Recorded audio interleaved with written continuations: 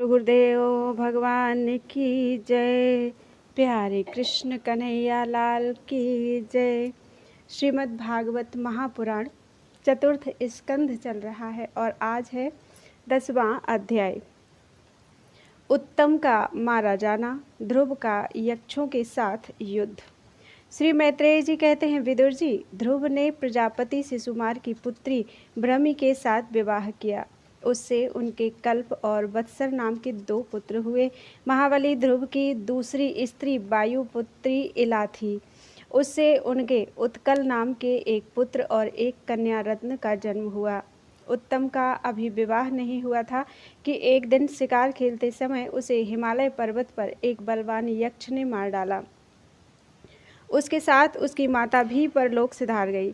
ध्रुव ने जब भाई के मारे जाने का समाचार सुना तो वे क्रोध, शोक और उद्वेग से भरकर एक विजयप्रद रथ पर सवार हो यक्षों के देश में जा पहुँचे। उन्होंने उत्तर दिशा में जाकर हिमालय की घाटी में यक्षों से भरी हुई अलकापुरी देखी। उसमें अनेकों भूत, प्रेत, पिशाच आदि रुद्र अनुचर रहते थे। विदुर जी, वहां पहुंचकर महाबाहु ध्रुव ने अपना शंख बजाया तथा संपूर्ण आकाश और दिशाओं को गुंजा दिया।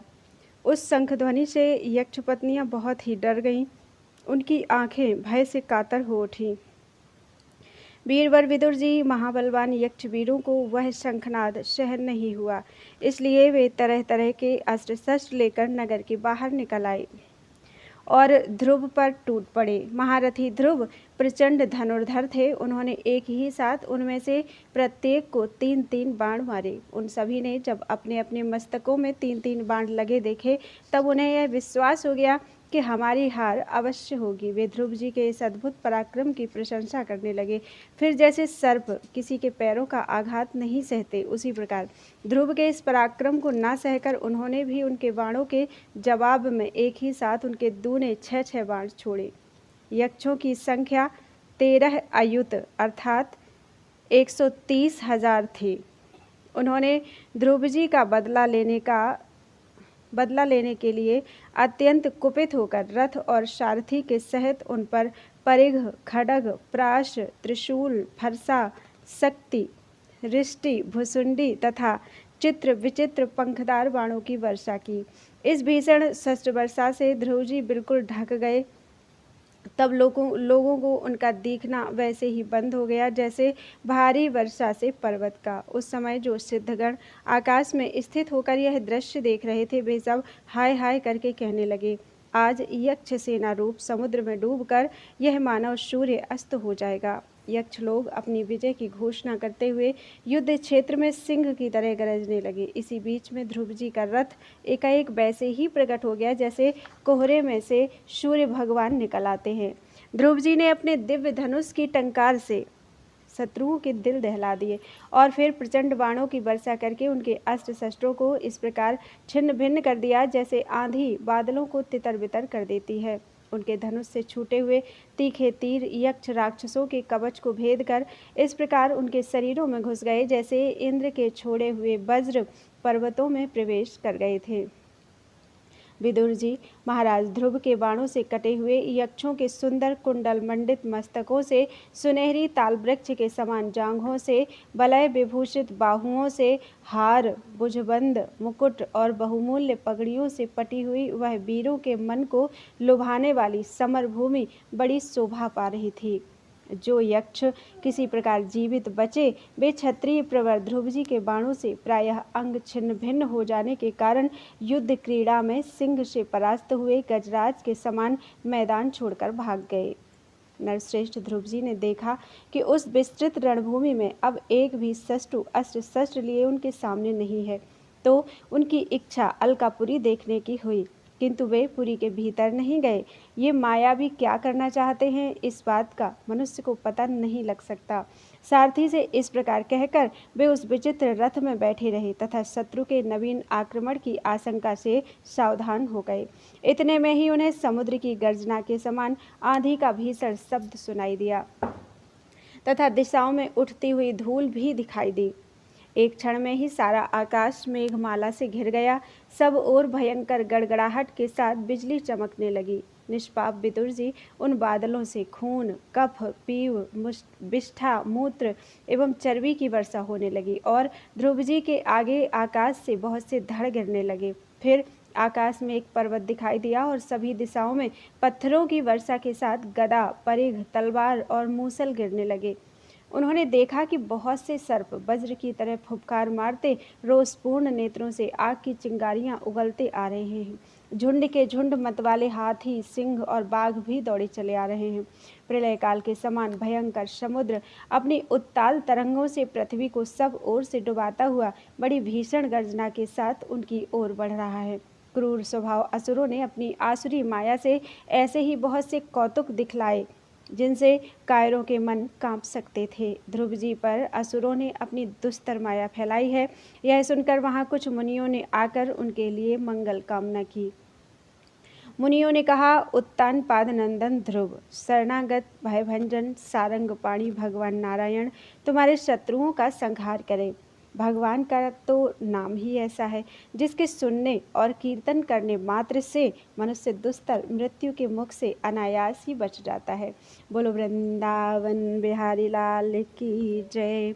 11वां अध्याय, स्वयंभु मनु का ध्रुव जी को युद्ध बंद करने के लिए समझाना। श्री मैत्रेय जी कहते हैं, विदुर जी, ऋषियों का ऐसा कथन सुनकर महाराज ध्रुव ने आचमन कर श्री नारायण के बनाए हुए नारायणास्त्र को अपने धनुष पर चढ़ाया। उस बाण के चढ़ाते ही यक्षों द्वारा रची हुई नाना प्रकार की माया उसी क्षण नष्ट हो गई।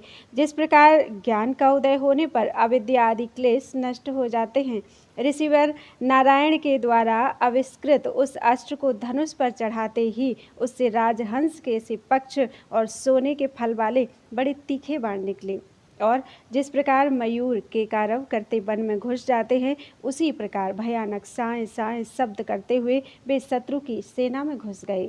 उन तीखी धार वाले बाणों ने शत्रुओं को बेचैन कर दिया। तब उस रणांगण में अनेकों यक्षों ने अत्यंत कुपित होकर अपने अस्त्र शस्त्र संभाले और जिस प्रकार गरुड़ के छेदने से बड़े बड़े सर्प फन उठाकर उनकी ओर दौड़ते हैं, उसी प्रकार वे इधर उधर से ध्रुव जी पर टूट पड़े। उन्हें सामने आते देख ध्रुव जी ने अपने बाणों द्वारा उनकी भुजाएं, जांघें, कंधे और उदर आदि अंग प्रत्यंगों को छिन्न भिन्न कर उन्हें उस सर्वश्रेष्ठ लोक सत्यलोक में भेज दिया, जिनमें ऊर्ध्वरेता मुनिगण सूर्यमंडल का भेदन करके जाते हैं। अब उनके पितामह स्वयंभु मनु ने देखा कि विचित्र रथ पर चढ़े हुए ध्रुव अनेकों निरपराध यक्षों को मार रहे हैं, तो उन्हें उन पर बहुत दया आई। वे बहुत से ऋषियों को साथ लेकर वहां आए और अपने पौत्र ध्रुव को समझाने लगे। मनु जी ने कहा, बेटा बस बस, अधिक क्रोध करना ठीक नहीं है। यह पापी नरक का द्वार है। इसी के वशीभूत होकर तुमने इन निरपराध यक्षों का वध किया है। तात, तुम जो निर्दोष यक्षों के संहार पर उतर रहे हो, यह हमारे कुल के योग्य कर्म नहीं है। साधु पुरुष इसकी बड़ी निंदा करते हैं। बेटा, तुम्हारा अपने भाई पर बड़ा अनुराग था, यह तो ठीक है, परंतु देखो, उसके वध से संतप्त होकर तुमने एक यक्ष के अपराध करने पर प्रसंगवश कितनों की हत्या कर डाली। इस जड़ शरीर को ही आत्मा मानकर इसके लिए पशुओं की भांति प्राणियों की हिंसा करना, यह भगवत सेवी साधुजनों का मार्ग नहीं है। प्रभु की आराधना करना बड़ा कठिन है, परंतु तुमने तो लड़कपन में ही संपूर्ण भूतों के आश्रय स्थान श्रीहरि की सर्वभूतात्म भाव से आराधना करके उनका परम पद प्राप्त कर लिया है। तुम्हें तो प्रभु भी अपना प्रिय भक्त समझते हैं तथा भक्तजन भी तुम्हारा आदर करते हैं। तुम साधुजनों के पथ प्रदर्शक हो, फिर भी तुमने ऐसा निंदनीय कर्म कैसे किया। सर्वात्मा श्रीहरि तो अपने से बड़े पुरुषों के प्रति सहनशीलता, छोटों के प्रति दया, बराबर वालों के साथ मित्रता और समस्त जीवों के साथ समता का बर्ताव करने से ही प्रसन्न होते हैं। और प्रभु के प्रसन्न हो जाने पर पुरुष प्राकृत गुण एवं उनके कार्य रूप लिंग शरीर से छूटकर परमानंद स्वरूप ब्रह्म पद प्राप्त कर लेता है। बेटा ध्रुव, देहादि के रूप में परिणत हुए पंचभूतों से ही स्त्री पुरुष का आविर्भाव होता है और फिर उनके पारस्परिक समागम से दूसरे स्त्री पुरुष उत्पन्न होते हैं। ध्रुव, इस प्रकार भगवान की माया से सत्वादि गुणों में न्यूनाधिक भाव होने से ही जैसे भूतों द्वारा शरीर की रचना होती है, वैसे ही उनकी स्थिति और प्रलय भी होते हैं। पुरुष श्रेष्ठ निर्गुण परमात्मा तो इनमें केवल निमित्त मात्र हैं। उसके आश्रय से यह कार्य कारणात्मक जगत उसी प्रकार भ्रमता रहता है जैसे चुंबक के आश्रय से लोहा। काल शक्ति के द्वारा क्रमशः सत्वादि गुणों में क्षोभ होने से लीलामय भगवान की शक्ति भी सृष्टि आदि के रूप में विभक्त हो जाती है। अतः भगवान अकर्ता होकर भी जगत की रचना करते हैं और संहार करने वाले ना होकर भी इसका संहार करते हैं। सचमुच उन अनंत प्रभु की लीला सर्वथा अचिंतनीय है।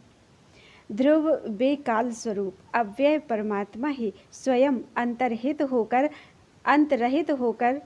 भी जगत का अंत करने वाले हैं तथा अनादि होकर भी सबके आदि करता है। वे ही एक जीव से दूसरे जीव को उत्पन्न कर संसार की सृष्टि करते हैं तथा मृत्यु के द्वारा मारने वाले को भी मरवाकर उसका संहार कर देते हैं। वे काल भगवान संपूर्ण सृष्टि में समान रूप से अनुप्रविष्ट हैं। उनका ना तो कोई मित्र पक्ष है और ना शत्रु पक्ष। जैसे वायु के चलने पर धूल उसके साथ साथ उड़ती है, उसी प्रकार समस्त जीव अपने अपने कर्मों के अधीन होकर काल की गति का अनुसरण करते हैं। अपने अपने कर्मानुसार सुख दुख आदि फल भोगते हैं। सर्वसमर्थ श्रीहरि कर्म बंधन में बंधे हुए जीव की आयु वृद्धि और क्षय का विधान करते हैं, परंतु वे स्वयं इन दोनों से रहित और अपने स्वरूप में स्थित हैं। राजन, इन परमात्मा को ही मीमांसक लोग कर्म, चार्वाक, स्वभाव, वैशेषिक, मतावलंबी काल, ज्योतिषी दैव और कामशास्त्री काम कहते हैं। मीमांसक लोग कर्म कहते हैं, चार्वाक स्वभाव कहते हैं, वैशेषिक मतावलंबी काल कहते हैं, ज्योतिषी दैव कहते हैं और कामशास्त्री काम कहते हैं। वे किसी भी इंद्रिय या प्रमाण के विषय नहीं हैं। महदादि अनेक शक्तियाँ भी उन्हीं से प्रकट हुई हैं। वे क्या करना चाहते हैं इस बात को भी संसार में कोई नहीं जानता।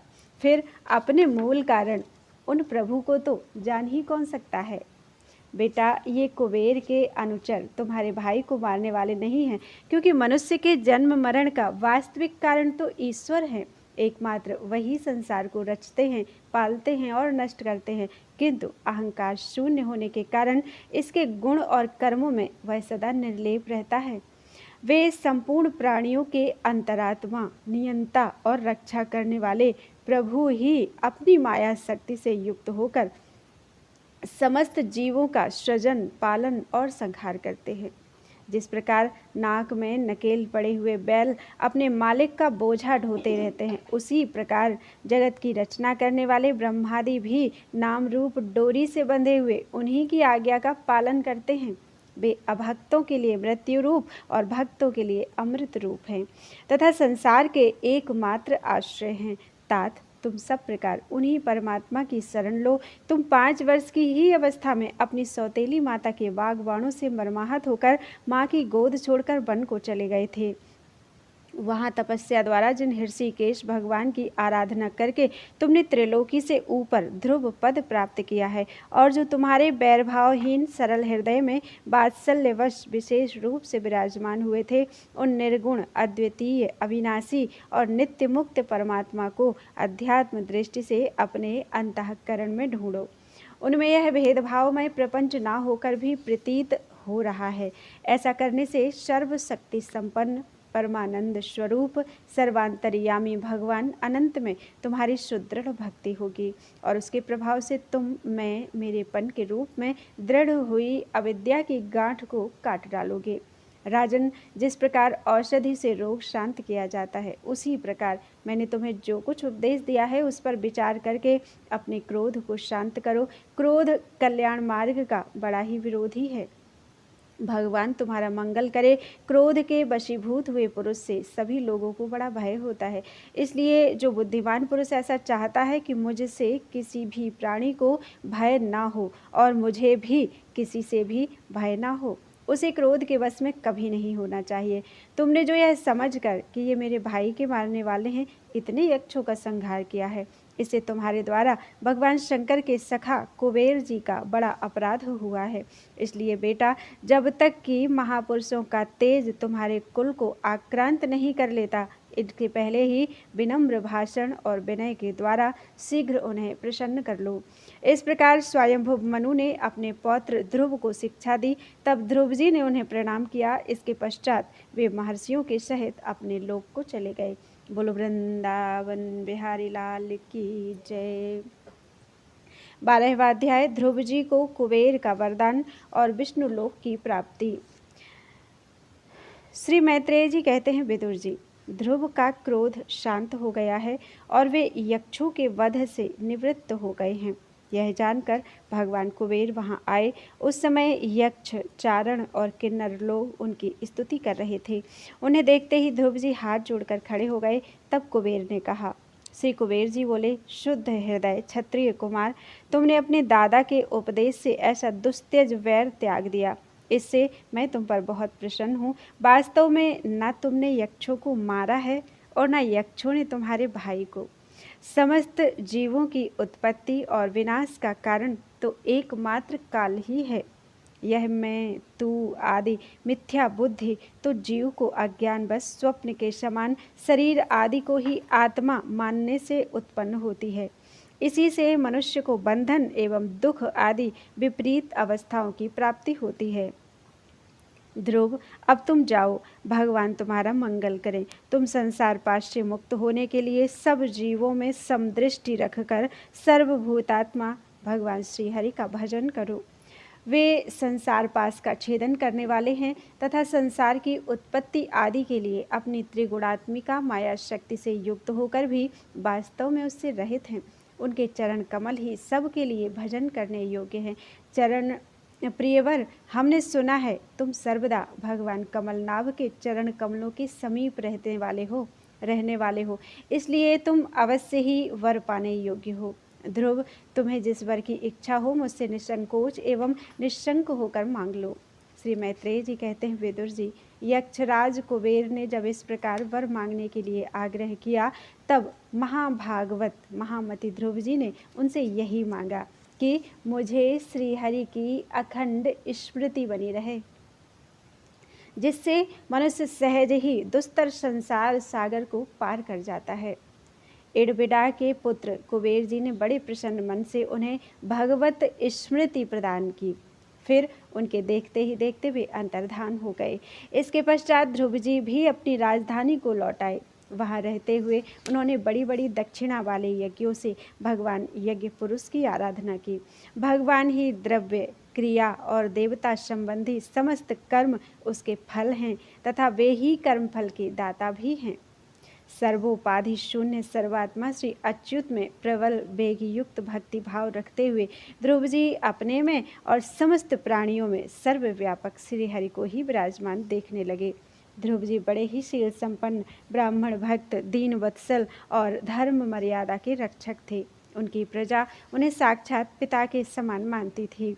इस प्रकार तरह तरह के ऐश्वर्य भोग से पुण्य का और भोगों के त्याग पूर्वक यज्ञादि कर्मों के अनुष्ठान से पाप का क्षय करते हुए उन्होंने 36,000 वर्ष तक पृथ्वी का शासन किया।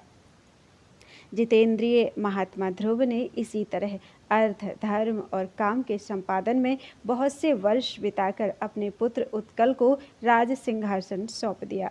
इस संपूर्ण दृश्य प्रपंच को अविद्या रचित स्वप्न और गंधर्व नगर के समान माया से अपने में ही कल्पित मानकर और यह समझकर कि शरीर, स्त्री, पुत्र, मित्र, सेना, भरा पूरा खजाना, जनाने, महल, सुरम्य बिहार भूमि और समुद्र पर्यंत भूमंडल का राज्य, ये सभी काल के गाल में पड़े हुए हैं। ये वे बद्रिकाश्रम को चले गए। उन्होंने वहाँ पवित्र जल में स्नान कर इंद्रियों को विशुद्ध अर्थात शांत किया। फिर स्थिर आसन से बैठकर प्राणायाम द्वारा वायु को वश में किया। तदनंतर मन के द्वारा इंद्रियों को बाह्य विषयों से हटाकर मन को भगवान के स्थूल विराट स्वरूप में स्थिर कर दिया।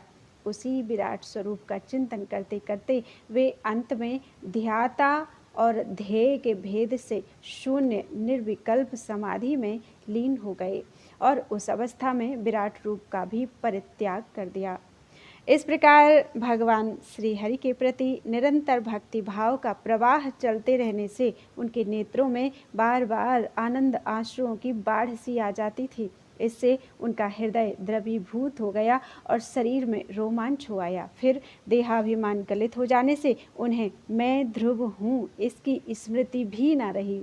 इसी समय ध्रुव जी ने आकाश से एक बड़ा ही सुंदर विमान उतरते देखा। वह अपने प्रकाश से दसों दिशाओं को आलोकित कर रहा था, मानो पूर्णिमा का चंद्र ही उदय हुआ हो। उसमें 2 श्रेष्ठ पार्षद गदाओं का सहारा लिए खड़े थे। उनके 4 भुजाएं थीं, सुंदर श्याम शरीर था, किशोर अवस्था थी और अरुण कमल के समान नेत्र थे। वे सुंदर वस्त्र, किरीट, हार, भुजबंध और अति मनोहर कुंडल धारण किए हुए थे। उन्हें पुण्य श्लोक श्री हरि के सेवक जानकर ध्रुव जी हड़बड़ाहट में पूजा आदि का क्रम भूलकर सहसा खड़े हो गए और ये भगवान के पार्षदों में प्रधान हैं ऐसा समझकर उन्होंने श्री मधुसूदन के नामों का कीर्तन करते हुए उन्हें हाथ जोड़कर प्रणाम किया। ध्रुव जी का मन भगवान के चरण कमलों में तल्लीन हो गया और वे हाथ जोड़कर बड़ी नम्रता से सिर नीचा किए खड़े रह गए। तब श्री हरि के प्रिय पार्षद सुनंद और नंद ने उनके पास जाकर मुस्कुराते हुए कहा। सुनंद और नंद कहने लगे, राजन, आपका कल्याण हो, आप सावधान होकर हमारी बात सुनिए। आपने 5 वर्ष की अवस्था में ही तपस्या करके सर्वेश्वर श्री हरि भगवान को प्रसन्न कर लिया था। हम उन्हीं निखिल जगत नियंता सारंगपाणी भगवान विष्णु के सेवक हैं और आपको भगवान के धाम में ले जाने के लिए यहाँ आए हैं। आपने अपनी भक्ति के प्रभाव से विष्णु लोक का अधिकार प्राप्त किया है, जो औरों के लिए बड़ा दुर्लभ है। परम ज्ञानी सप्तऋषि भी वहाँ तक नहीं पहुँच सके, वे नीचे से केवल उसे देखते रहते हैं। सूर्य और चंद्रमा आदि ग्रह, नक्षत्र एवं तारागण भी उसकी प्रदक्षिणा किया करते हैं। चलिए, आप उसी विष्णु धाम में निवास कीजिए। प्रियवर, आज तक आपके पूर्वज तथा और कोई भी उस परम पद पर कभी नहीं पहुंच सके। भगवान विष्णु का वह परम धाम सारे संसार का वंदनीय है। आप वहां चलकर विराजमान हो। आयुष्मान यह श्रेष्ठ विमान पुण्य श्लोक शिखामणि श्रीहरि ने आपके लिए ही भेजा है। आप इस पर चढ़ने योग्य हैं। श्री मैत्रेय जी कहते हैं, भगवान के प्रमुख पार्षदों के ये अमृतमय वचन सुनकर परम भागवत ध्रुव जी ने स्नान किया। फिर संध्या बंदन आदि नित्य कर्म से निवृत्त होकर मांगलिक अलंकार आदि धारण किए।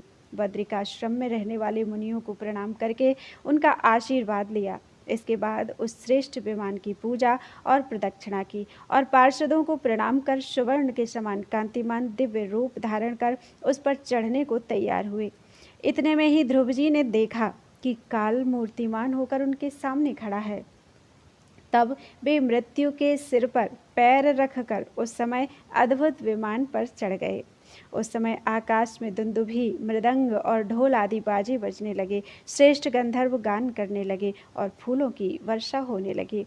विमान पर बैठकर ध्रुव जी ज्यों ही भगवान के धाम को जाने के लिए तैयार हुए, त्यों ही उन्हें अपनी माता सुनीति का स्मरण हो आया। वे सोचने लगे, क्या मैं बेचारी माता को छोड़कर अकेला ही दुर्लभ वैकुंठ धाम को जाऊंगा?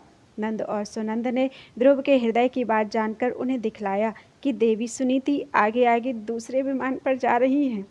उन्होंने क्रमशः सूर्य आदि सभी ग्रह देखे। मार्ग में जहाँ तहाँ विमानों पर बैठे हुए देवता उनकी प्रशंसा करते हुए फूलों की वर्षा करते जाते थे। उस दिव्य विमान पर बैठकर ध्रुव जी त्रिलोकी को पार कर सप्तऋषि मंडल से भी ऊपर भगवान विष्णु के नित्य धाम में पहुँचे। इस प्रकार उन्होंने अविचल गति प्राप्त की। यह दिव्य धाम अपने ही प्रकाश से प्रकाशित है।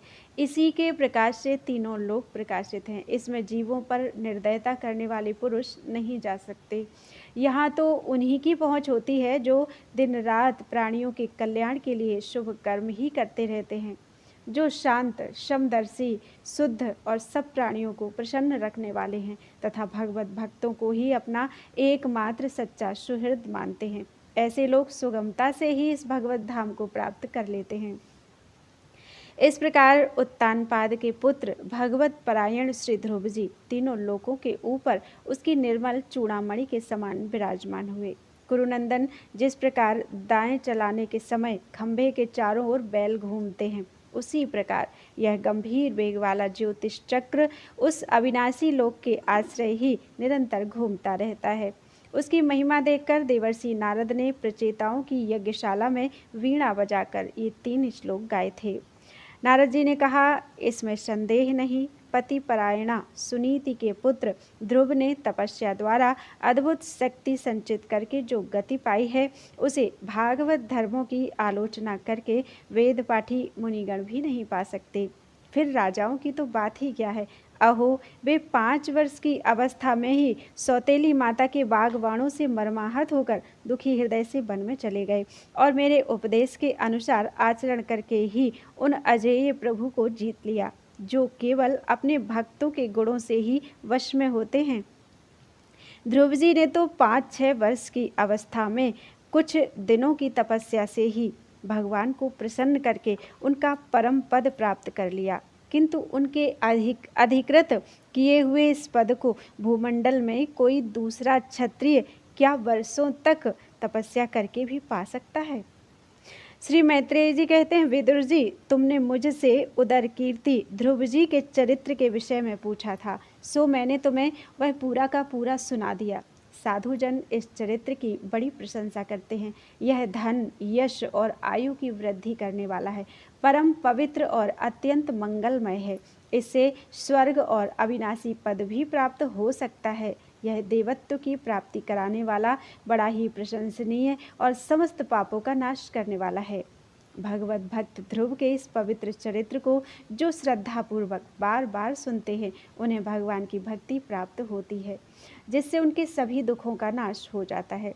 इसे श्रवण करने वालों को शीलादि गुणों की प्राप्ति होती है। जो महत्व चाहते हैं, उन्हें महत्व की प्राप्ति कराने वाला स्थान मिलता है। जो तेज चाहते हैं, उन्हें तेज प्राप्त होता है और मनस्वियों का मान बढ़ता है। पवित्र कीर्ति ध्रुव जी के इस महान चरित्र का प्रातः और सायंकाल ब्राह्मण आदि द्विजातियों के समाज में एकाग्र चित्त से कीर्तन करना चाहिए। भगवान के परम पवित्र चरणों की शरण में रहने वाला जो पुरुष इसे निष्काम भाव से पूर्णिमा, अमावस्या, द्वादशी, श्रवण नक्षत्र, तिथिक्षय, व्यतिपात, संक्रांति अथवा रविवार के दिन श्रद्धालु पुरुषों को सुनाता है, वह स्वयं अपने आत्मा में ही संतुष्ट रहने लगता है और सिद्ध हो जाता है। यह साक्षात भगवद विषयक अमृतमय ज्ञान है। जो लोग भगवान मार्ग के मर्म से अनभिज्ञ हैं, उन्हें जो कोई इसे प्रदान करता है, उस दीन वत्सल कृपालु पुरुष पर देवता अनुग्रह करते हैं। ध्रुव जी के कर्म सर्वत्र प्रसिद्ध और परम पवित्र हैं। वे अपनी बाल्यावस्था में ही माता के घर और खिलौनों का मोह छोड़कर श्री विष्णु भगवान की शरण में चले गए थे। कुरुनंदन, उनका यह पवित्र चरित्र मैंने तुम्हें सुना दिया। बोलो वृंदावन बिहारी लाल की जय। 13वां अध्याय, ध्रुव वंश का वर्णन, राजा अंग का चरित्र। श्री सूत जी कहते हैं, सौनक जी, श्री मैत्रेय मुनि के मुख से ध्रुव जी के विष्णु पद पर आरूढ़ होने का वृत्तांत सुनकर विदुर जी के हृदय में भगवान विष्णु की भक्ति का उद्रेक हो आया और उन्होंने फिर मैत्रेय जी से प्रश्न करना आरंभ किया। विदुर जी ने पूछा, भागवत परायण मुने, ये प्रचेता कौन थे? किसके पुत्र थे? किसके वंश में प्रसिद्ध थे और इन्होंने कहाँ यज्ञ किया था? भगवान के दर्शन से कृतार्थ नारद जी परम भागवत हैं, ऐसा मैं मानता हूँ। उन्होंने 5 रात्र का निर्माण करके श्रीहरि की पूजा पद्धति रूप क्रिया योग का उपदेश किया है। जिस समय प्रचेतागण स्वधर्म का आचरण करते हुए भगवान यज्ञेश्वर की आराधना कर रहे थे, उसी समय भक्त प्रवर नारद जी ने ध्रुव का गुणगान किया था। ब्रह्मन, उस स्थान पर उन्होंने भगवान की जिन जिन लीला कथाओं का वर्णन किया था, वे सब पूर्ण रूप से मुझे सुनाइए। मुझे उनके सुनने की बड़ी इच्छा है। श्री मैत्रेय जी कहते हैं, विदुर जी, महाराज ध्रुव के वन चले जाने पर उनके पुत्र उत्कल ने अपने पिता के सार्वभौम वैभव और राज सिंहासन को अस्वीकार कर दिया। वह जन्म से ही शांत चित्त, आसक्ति शून्य और समदर्शी था तथा संपूर्ण लोकों को अपनी आत्मा में और अपनी आत्मा को संपूर्ण लोकों में स्थित देखता था। उसके अंतःकरण का वासना रूप मल अखंड योगाग्नि से भस्म हो गया था। इसलिए वह अपनी आत्मा को विशुद्ध बोध रस के साथ अभिन्न, आनंदमय और सर्वत्र व्याप्त देखता था। सब प्रकार के भेद से रहित प्रशांत ब्रह्म को ही वह अपना स्वरूप समझता था तथा अपनी आत्मा से भिन्न कुछ भी नहीं देखता था। वह अज्ञानियों को रास्ते आदि साधारण स्थानों में बिना लपट की आग के समान मूर्ख, अंधा, बहिरा, पागल अथवा गूंगा सा प्रतीत होता था। वास्तव में ऐसा था नहीं, इसलिए कुल के बड़े बूढ़े तथा मंत्रियों ने उसे मूर्ख और पागल समझकर उसके छोटे भाई भ्रमी पुत्र वत्सर को राजा बनाया। वत्सर की प्रेयसी भार्या स्वरबीथि के गर्भ से पुष्पार्ण, तिग्मकेतु, ईश, ऊर्ज, वसु और जय नाम के 6 पुत्र हुए। पुष्पार्ण के प्रभा और दोषा नाम की 2 स्त्रियां थीं। उनमें से प्रभा के प्रातः, मध्याह्न दिन और सायं ये 3 पुत्र हुए। दोषा के प्रदोष, निशीथ और व्युष्ट ये 3 पुत्र हुए। व्युष्ट ने अपनी भार्या पुष्करणी से सर्वतेजा नाम का पुत्र उत्पन्न किया। उसकी पत्नी आकुति से चक्षु नामक पुत्र उत्पन्न हुआ। चाक्षुष मनवंतर में वही मनु हुआ। चक्षु मनु की स्त्री नटबला से पुरु, कुत्स, त्रित, द्युम्न, सत्यवान, ऋत, व्रत, अग्निष्टोम, अतिरात्र, प्रद्युम्न, शिवी और उल्मुक ये 12 सत्वगुणी बालक उत्पन्न हुए। इनमें उल्मुक ने अपनी पत्नी पुष्करणी से अंग, सुमना, ख्याति, क्रतु, अंगिरा और गय ये 6 उत्तम पुत्र उत्पन्न किए। अंग की पत्नी सुनीता ने क्रूरवर्मा बेन को जन्म दिया, जिसकी दुष्टता से उद्विग्न होकर राजर्षि अंग नगर छोड़कर चले गए। प्यारे विदुर जी, मुनियों के वाक्य वज्र के समान अमोघ होते हैं। उन्होंने कुपित होकर वेन को शाप दिया और जब वह मर गया तब कोई राजा न रहने के कारण लोक में लुटेरों के द्वारा प्रजा को बहुत कष्ट होने लगा। यह देखकर उन्होंने वेन की दाहिनी भुजा का मंथन किया, जिससे भगवान विष्णु के अवतार, अंशावतार आदि सम्राट महाराज पृथु प्रकट हुए। विदुर जी ने पूछा, ब्राह्मण, महाराज अंग तो बड़े शील संपन्न, साधु स्वभाव, ब्राह्मण भक्त और महात्मा थे। उनके बेन जैसा दुष्ट पुत्र कैसे हुआ, जिसके कारण दुखी होकर उन्हें नगर छोड़ना पड़ा? राजदंडधारी बेन का भी ऐसा क्या अपराध था जो धर्म के मुनीश्वरों ने उसके प्रति शाप रूप ब्रह्मदंड का प्रयोग किया? प्रजा का कर्तव्य है कि वह प्रजापालक राजा से कोई पाप बन जाए तो भी उसका तिरस्कार ना करे, क्योंकि वह अपने प्रभाव से 8 लोकपालों के तेज को धारण करता है। ब्राह्मण, आप भूत भविष्य की बातें जानने वालों में सर्वश्रेष्ठ हैं, इसलिए आप मुझे सुनीता के पुत्र बेन की सब करतूतें सुनाइए। मैं आपका श्रद्धालु भक्त हूँ। श्री मैत्रेय जी ने कहा, विदुर जी, एक बार राजर्षि अंग ने अश्वमेध महायज्ञ का अनुष्ठान किया। उसमें वेदवादी ब्राह्मणों के आवाहन करने पर भी देवता लोग अपना भाग लेने नहीं आए। तब ऋत्विजों ने विस्मित होकर यजमान अंग से कहा, राजन, हम आहुतियों के रूप में आपका जो घृत आदि पदार्थ हवन कर रहे हैं उसे देवता लोग स्वीकार नहीं करते। हम जानते हैं आपकी होम सामग्री दूषित नहीं है, आपने उसे बड़ी श्रद्धा से जुटाया है तथा वेद मंत्र भी किसी प्रकार बलहीन नहीं है, क्योंकि उनका प्रयोग करने वाले ऋत्विजगण याजकोचित सभी नियमों का पूर्णतया पालन करते हैं। हमें ऐसी कोई बात नहीं दिखती कि इस यज्ञ में देवताओं का किंचित भी तिरस्कार हुआ है। फिर भी कर्माध्यक्ष देवता लोग क्यों अपना भाग नहीं ले रहे हैं?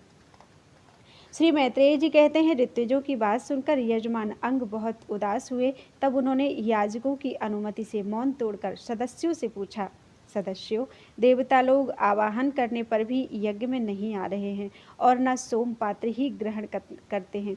आप बतलाइए, मुझसे ऐसा क्या अपराध हुआ है? सदस्यों ने कहा, राजन, इस जन्म में तो आपसे तनिक भी अपराध नहीं हुआ है। हाँ, पूर्व जन्म का एक अपराध अवश्य है, जिसके कारण आप ऐसे सर्वगुण संपन्न होने पर भी पुत्रहीन हैं। आपका कल्याण हो, इसलिए पहले आप सुपुत्र प्राप्त करने का कोई उपाय कीजिए। यदि आप पुत्र की कामना से यज्ञ करेंगे तो भगवान यज्ञेश्वर आपको अवश्य पुत्र प्रदान करेंगे। जब संतान के लिए साक्षात यज्ञ पुरुष श्रीहरि का आवाहन किया जाएगा, तब देवता लोग स्वयं ही अपना अपना यज्ञ भाग ग्रहण करेंगे। भक्त जिस जिस वस्तु की इच्छा करता है, श्रीहरि उसे वही वही पदार्थ देते हैं। उनकी जिस प्रकार आराधना की जाती है, उसी प्रकार उपासक को फल भी मिलता है। इस प्रकार राजा अंग को पुत्र प्राप्ति कराने का निश्चय कर ऋत्विजों ने पशु में यज्ञ रूप से रहने वाले श्री विष्णु भगवान के पूजन के लिए पुरोडाश नामक चरु समर्पण किया। अग्नि में आहुति डालते ही अग्नि कुंड से सोने के हार शुभ्र वस्त्रों से विभूषित एक पुरुष प्रकट हुआ। वे एक स्वर्ण पात्र में सिद्ध खीर लिए हुए थे। उदार बुद्धि राजा अंग ने याजकों की अनुमति से अपनी अंजलि में वह खीर ले ली और उसे स्वयं सूंघकर प्रसन्नतापूर्वक अपनी पत्नी को दे दिया। पुत्रहीना रानी ने वह पुत्र प्रदायिनी खीर खाकर अपने पति के सहवास से गर्भ धारण किया। उससे यथासमय उसके एक पुत्र हुआ। वह बालक बाल्यावस्था से ही अधर्म के वंश में उत्पन्न हुए अपने नाना मृत्यु का अनुगामी था। क्योंकि सुनीता मृत्यु की ही पुत्री थी, इसलिए वह भी अधार्मिक ही हुआ। वह दुष्ट बालक धनुष बाण चढ़ाकर वन में जाता और व्याधे के समान बेचारे भोले वाले हिरणों की हत्या करता। उसे देखते ही पुरवासी लोग बेन आया कहकर पुकार उठते। वह ऐसा क्रूर और निर्दयी था कि मैदान में खेलते हुए अपनी बराबरी के बालकों को पशुओं की भांति बलात्कार से मार डालता। बेन की ऐसी दुष्ट प्रकृति देखकर महाराज अंग ने उसे तरह तरह से सुधारने की चेष्टा की, परंतु वे उसे सुमार्ग पर लाने में समर्थ न हुए। इससे उन्हें बड़ा ही दुख हुआ। वे मन ही मन कहने लगे कि जिन गृहस्थों के पुत्र नहीं हैं, उन्होंने अवश्य ही पूर्व जन्म में श्रीहरि की आराधना की होगी। इसी से उन्हें कपूत की करतूतों से होने वाले असह्य क्लेश नहीं सहने पड़ते। जिसकी करनी से माता पिता का सारा सुयश मिट्टी में मिल जाए, उन्हें अधर्म का भागी होना पड़े, सबसे विरोध हो जाए, कभी न छूटने वाली चिंता मोल लेनी पड़े और घर भी दुखदायी हो जाए, ऐसी नाम मात्र की संतान के लिए कौन समझदार पुरुष ललचावेगा। वह तो आत्मा के लिए एक प्रकार का मोहमय बंधन ही है। मैं तो सपूत की अपेक्षा कपूत को ही अच्छा समझता हूँ, क्योंकि सपूत को छोड़ने में बड़ा क्लेश होता है। कपूत घर को नरक बना देता है, इसलिए उससे सहज ही छुटकारा हो जाता है। इस प्रकार सोचते सोचते महाराज अंग को रात में नींद नहीं आई। उनका चित्त गृहस्थी से विरक्त हो गया। वे आधी रात के समय बिछौने से उठे। इस समय वेन की माता नींद में बेसुध पड़ी थी। राजा ने सबका मोह छोड़ दिया और उसी समय किसी को भी मालूम न हो इस प्रकार चुपचाप उस महान ऐश्वर्य से भरे राजमहल से निकलकर वन को चल दिए। महाराज विरक्त होकर घर से निकल गए हैं, यह जानकर सभी प्रजाजन, पुरोहित, मंत्री और सुहृद गण आदि अत्यंत शोकाकुल होकर पृथ्वी पर उनकी खोज करने लगे। ठीक वैसे ही जैसे योग का यथार्थ रहस्य न जानने वाले पुरुष अपने हृदय में छिपे हुए भगवान को बाहर खोजते हैं। जब उन्हें अपने स्वामी का कहीं पता ना लगा, तब वे निराश होकर नगर में लौट आए और वहां जो मुनिजन एकत्रित हुए थे, उन्हें यथावत प्रणाम करके उन्होंने आंखों में आंसू भर के महाराज के न मिलने का वृत्तांत सुनाया। बोलो वृंदावन बिहारी लाल की जय। राजा बेन की कथा। श्री मैत्रेय जी कहते हैं, वीरवर विदुर जी, सभी लोगों की कुशल चाहने वाले भृगु आदि मुनियों ने देखा कि अंग के चले जाने से अब पृथ्वी की रक्षा करने वाला कोई नहीं रह गया है। सब लोग पशुओं के समान उच्छृंखल होते जा रहे हैं। तब उन्होंने माता सुनीता की सम्मति से मंत्रियों के सहमत न होने पर भी बेन को भूमंडल के राजपद पर अभिषिक्त कर दिया। बेन बड़ा कठोर शासक था। जब चोर डाकुओं ने सुना कि वही राज सिंहासन पर बैठा है, तब सर्प से डरे हुए चूहों के समान सब तुरंत ही जहाँ तहाँ छिप गए। राज्यासन पाने पर बेन 8 लोकपालों की ऐश्वर्य कला के कारण उन्मत्त हो गया और अभिमानवश अपने को ही सबसे बड़ा मानकर महापुरुषों का अपमान करने लगा। वह ऐश्वर्य मद से अंधा होकर रथ पर चढ़कर निरंकुश गजराज के समान पृथ्वी और आकाश को कपाता हुआ सर्वत्र विचरने लगा। कोई भी द्विजाति वर्ण का पुरुष कभी किसी प्रकार का यज्ञ दान और हवन ना करे। अपने राज्य में ढिंढोरा पिटवाकर उसने सारे धर्म कर्म बंद करवा दिए। दुष्ट बेन का ऐसा अत्याचार देख सारे ऋषि मुनि एकत्र हुए और संसार पर संकट आया समझकर करुणावश आपस में कहने लगे, अहो, जैसे दोनों ओर जलती हुई लकड़ी के बीच में रहने वाली चींटी आदि जीव महान संकट में पड़ जाते हैं, वैसे ही इस समय सारी प्रजा एक ओर राजा के और दूसरी ओर चोर डाकुओं के अत्याचार से महान संकट में पड़ रही है। हमने अराजकता के भय से ही अयोग्य होने पर भी बेन को राजा बनाया था, किंतु अब उससे भी प्रजा को भय हो गया है। ऐसी अवस्था में प्रजा को किस प्रकार सुख शांति मिल सकती है। सुनीता की कोख से उत्पन्न हुए, सुनीता की कोख से उत्पन्न हुए यह बेन स्वभाव से ही दुष्ट है, परंतु सांप को दूध पिलाने के समान इसको पालना पालने वालों के लिए अनर्थ का कारण हो गया। हमने इसे प्रजा की रक्षा करने के लिए नियुक्त किया था, यह आज उसी को नष्ट करने पर तुला हुआ है। इतना सब होने पर भी हमें इसे समझाना अवश्य चाहिए। ऐसा करने से इसके किए हुए पाप हमें स्पर्श नहीं करेंगे। हमने जानबूझकर दुराचारी बेन को राजा बनाया था, किंतु यदि समझाने पर भी यह हमारी बात नहीं मानेगा तो लोक के धिक्कार से दग्ध हुए इस दुष्ट को हम अपने तेज से भस्म कर देंगे। ऐसा विचार करके मुनि लोग बेन के पास गए और अपने क्रोध को छिपाकर उसे प्रिय वचनों से समझाते हुए इस प्रकार कहने लगे। मुनियों ने कहा, राजन, हम आपसे जो बात कहते हैं उस पर ध्यान दीजिए। इससे आपकी आयु, श्रेय, बल और कीर्ति की वृद्धि होगी। तात, यदि मनुष्य मन, वाणी, शरीर और बुद्धि से धर्म का आचरण करे तो उसे स्वर्ग आदि शोक रहित लोकों की प्राप्ति होती है।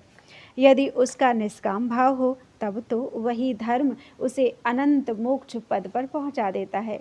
इसलिए वीरवर, प्रजा का कल्याण रूप वह धर्म आपके कारण नष्ट नहीं होना चाहिए। धर्म के नष्ट होने से राजा भी ऐश्वर्य से च्युत हो जाता है। जो राजा दुष्ट मंत्री और चोर आदि से अपनी प्रजा की रक्षा करते हुए न्यायानुकूल कर लेता है, वह इस लोक में और परलोक में दोनों जगह सुख पाता है। जिसके राज्य अथवा नगर में वर्णाश्रम धर्मों का पालन करने वाले पुरुष स्वधर्म पालन के द्वारा भगवान यज्ञ पुरुष की आराधना करते हैं, महाभाग अपनी आज्ञा का पालन करने वाले उस राजा से भगवान प्रसन्न रहते हैं, क्योंकि वे ही सारे विश्व की आत्मा तथा संपूर्ण भूतों के रक्षक हैं। भगवान ब्रह्मादि जगदीश्वरों के भी ईश्वर हैं।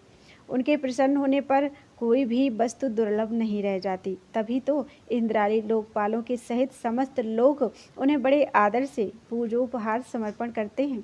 राजन, भगवान श्री हरि समस्त लोकपाल और यज्ञों के नियंता हैं। वे वेद त्रयी रूप, द्रव्य रूप और तपः स्वरूप हैं। इसलिए आपके जो देशवासी आपकी उन्नति के लिए अनेक प्रकार के यज्ञों से भगवान का यजन करते हैं, आपको उनके अनुकूल ही रहना चाहिए। जब आपके राज्य में ब्राह्मण लोग यज्ञों का अनुष्ठान करेंगे, तब उसकी पूजा से प्रसन्न होकर भगवान के अंश स्वरूप देवता आपको मनचाहा फल देंगे। अतः वीरवर, आपको यज्ञ आदि धर्मानुष्ठान बंद करके देवताओं का तिरस्कार नहीं करना चाहिए। वेद ने कहा, तुम लोग बड़े मूर्ख हो। खेद है, तुमने अधर्म में ही धर्म बुद्धि कर रखी है। तभी तो तुम जीविका देने वाले मुझ साक्षात पति को छोड़कर किसी दूसरे जार पति की उपासना करते हो। जो लोग मूर्खतावश राजा रूप परमेश्वर का अनादर करते हैं, उन्हें ना तो इस लोक में सुख मिलता है और न परलोक में ही। अरे, जिसमें तुम लोगों की इतनी भक्ति है वह यज्ञ पुरुष है कौन? यह तो ऐसी ही बात हुई जैसे कुलटा स्त्रियां अपने विवाहित पति से प्रेम न करके किसी पर पुरुष में आसक्त हो जाएं। विष्णु, ब्रह्मा, महादेव, इंद्र, वायु, यम, सूर्य, मेघ, कुबेर, चंद्रमा, पृथ्वी, अग्नि और वरुण तथा इनके अतिरिक्त जो दूसरे वर और शाप देने में समर्थ देवता हैं, वे सब के सब राजा के शरीर में रहते हैं। इसलिए राजा सर्वदेवमय है और देवता उसके अंश मात्र हैं। इसलिए ब्राह्मणों, तुम मत्सरता छोड़कर अपने सभी कर्मों द्वारा एक मेरा ही पूजन करो और मुझी को बलि समर्पण करो। भला मेरे सिवा और कौन अग्र पूजा का अधिकारी हो सकता है। श्री मैत्रेय जी कहते हैं, इस प्रकार विपरीत बुद्धि होने के कारण वह अत्यंत पापी और कुमार्गगामी हो गया था। उसका पुण्य क्षीण हो चुका था। इसलिए मुनियों के बहुत विनयपूर्वक प्रार्थना करने पर भी उसने उनकी बात पर ध्यान न दिया। कल्याण रूप विदुर जी, अपने को बड़ा बुद्धिमान समझने वाले वेन ने जब उन मुनियों का इस प्रकार अपमान किया, तब अपनी मांग को व्यर्थ हुई देखकर वे उस पर अत्यंत कुपित हो गए। मार डालो, इस स्वभाव से ही दुष्ट पापी को मार डालो। यदि यह जीता रह गया तो कुछ ही दिनों में संसार को अवश्य भस्म कर डालेगा। यह दुराचारी किसी प्रकार राज सिंहासन के योग्य नहीं है, क्योंकि यह निर्लज्ज साक्षात यज्ञपति श्री विष्णु भगवान की निंदा करता है। अहो, जिनकी कृपा से इसे ऐसा ऐश्वर्य मिला, उन श्रीहरि की निंदा अभागे बहन को छोड़कर और कौन कर सकता है। इस प्रकार अपने छिपे हुए क्रोध को प्रकट कर उन्होंने उसे मारने का निश्चय कर लिया। वह तो भगवान की निंदा करने के कारण पहले ही मर चुका था, इसलिए केवल हुंकारों से ही उन्होंने उसका काम तमाम कर दिया। जब मुनिगण अपने अपने आश्रमों को चले गए, तब इधर वेन की शोकाकुला माता सुनीता मंत्रादि के बल से तथा अन्य युक्तियों से अपने पुत्र के शव की रक्षा करने लगी। एक दिन वे मुनिगण सरस्वती के पवित्र जल में स्नान कर अग्निहोत्र से निवृत्त होकर नदी के तीर पर बैठे हुए हरि चर्चा कर रहे थे। उन दिनों लोगों में आतंक फैलाने वाले बहुत से उपद्रव होते देखकर वे आपस में कहने लगे, आजकल पृथ्वी का कोई रक्षक नहीं है, इसलिए चोर डाकुओं के कारण उसका कुछ अमंगल तो नहीं होने वाला है। ऋषि लोग ऐसा विचार कर ही रहे थे कि उन्होंने सब दिशाओं में धावा करने वाले चोरों और डाकुओं के कारण उठी हुई बड़ी भारी धूल देखी। देखते ही वे समझ गए कि राजा बेन के मर जाने के कारण देश में अराजकता फैल गई है, राज्य शक्तिहीन हो गया है और चोर डाकू बढ़ गए हैं। यह सारा उपद्रव लोगों का धन लूटने वाले तथा एक दूसरे के खून के प्यासे लुटेरों का ही है। अपने तेज से अथवा तपोबल से लोगों को ऐसी कुप्रवृत्ति से रोकने में समर्थ होने पर भी ऐसा करने में हिंसादि दोष देखकर उन्होंने इसका कोई निवारण नहीं किया। फिर सोचा कि ब्राह्मण यदि समदर्शी और शांत स्वभाव भी हो, तो भी दोनों की उपेक्षा करने से उसका तप उसी प्रकार नष्ट हो जाता है जैसे फूटे हुए घड़े में से जल बह जाता है। फिर राजर्षि अंग का वंश भी नष्ट नहीं होना चाहिए, क्योंकि इसमें अनेक अमोघ शक्ति और भगवत परायण राजा हो चुके हैं। ऐसा निश्चय कर उन्होंने मृत राजा की जांघ को बड़े जोर से मथा, तो उसमें से एक बौना पुरुष उत्पन्न हुआ। वह कौवे के समान काला था। उसके सभी अंग और खासकर भुजाएं बहुत छोटी थीं, जबड़े बहुत बड़े थे, टांगें छोटी थीं, नाक चपटी थी, नेत्र लाल और केस तांबे के से रंग के थे। उसने बड़ी दीनता और नम्र भाव से पूछा कि मैं क्या करूं? तो ऋषियों ने कहा, निषीद, बैठ जा। इसी से वह निषाद कहलाया। उसने जन्म लेते ही राजा बेन के भयंकर पापों को अपने ऊपर ले लिया। इसीलिए उसके वंशधर नौसाद भी हिंसा, लूटपाट आदि पाप कर्मों में रत रहते हैं। अतः वे गांव और नगर में न टिककर वन और पर्वतों में ही निवास करते हैं। बोलो वृंदावन बिहारी लाल की जय। त्वदीयं वस्तु गोविंदम तुभ्यमेव समर्पितम्।